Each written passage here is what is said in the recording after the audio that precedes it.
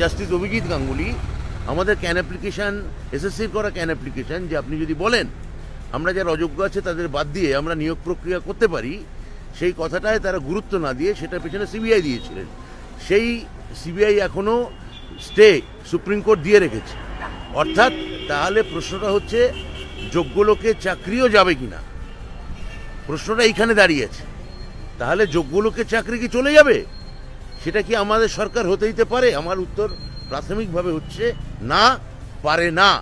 এবং যোগ্য চাকরি প্রার্থীরা তারাও দেখছেন যে কিভাবে এইটা করা হলো। তো যেহেতু এসএসসি মনে করছে যে তারা সুপ্রিম কোর্টে যাবে এবং তারা আমাদের কাছে বলেছে, তো আমরাও আইনি পরামর্শ নিয়ে দেখবো যে দপ্তরে যেতে পারে কিনা। এই ভোটে রাজ্য সরকার বদলের নয়, ফলে এখন রাজ্য সরকার দলের কাছেই বাড়তি সুযোগ দিয়ে দেয়। না, রাজ্য সরকার তো সবসময়